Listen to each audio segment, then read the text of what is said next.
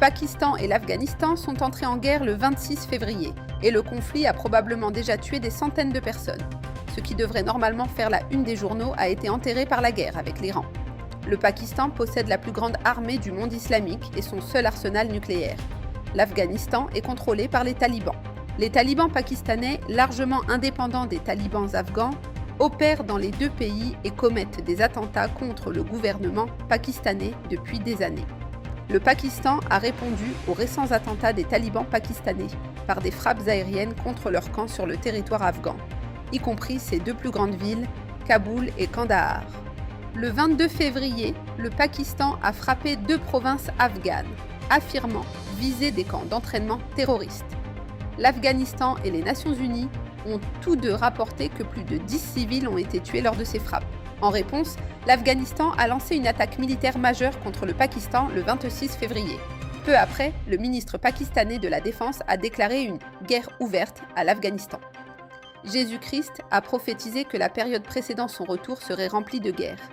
Le fait qu'un conflit de cette ampleur soit éclipsé par une autre guerre laisse présager les calamités qu'il a prophétisées. Pour en savoir plus, lisez l'Armageddon nucléaire et À la porte. Le 2 mars, la France et l'Allemagne ont annoncé une étape importante dans l'approfondissement de leur coopération en matière de dissuasion nucléaire. L'Allemagne devant participer aux exercices nucléaires français et effectuer des visites conjointes sur des sites stratégiques. Le président français Emmanuel Macron, s'exprimant à l'occasion d'une visite à une base de sous-marins en Bretagne, a présenté des plans visant à développer l'arsenal nucléaire de la France et à étendre la dissuasion avancée aux alliés européens, y compris par le biais d'exercices conjoints. Les deux partenaires mettront également en place un comité nucléaire de haut niveau afin d'optimiser la combinaison des capacités conventionnelles de défense antimissiles et nucléaires françaises. Les détails étaient délibérément vagues. La France ne fait pas partie du groupe de planification nucléaire de l'OTAN. Même les États-Unis pourraient être tenus dans l'ignorance des stratégies et des capacités que la France et l'Allemagne coordonnent jusqu'à ce qu'elles soient utilisées.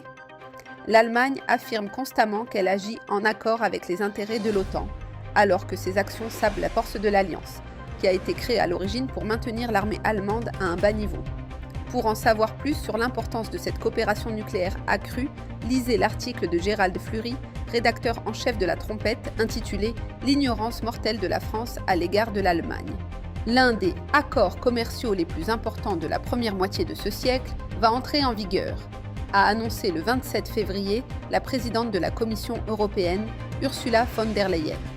L'accord commercial entre l'Union européenne et le Mercosur sera provisoirement mis en œuvre avant l'été, malgré les manifestations à grande échelle des agriculteurs, l'opposition de la France, deuxième économie de l'Union européenne, la demande de révision judiciaire par les membres du Parlement européen et le fait que les tribunaux n'aient pas encore jugé l'accord légal. Le Mercosur est le bloc commercial latino-américain composé de l'Argentine, du Brésil, du Paraguay et de l'Uruguay. Elle représente près de 300 millions de personnes et un produit intérieur brut combiné de 2 à 3 000 milliards de dollars.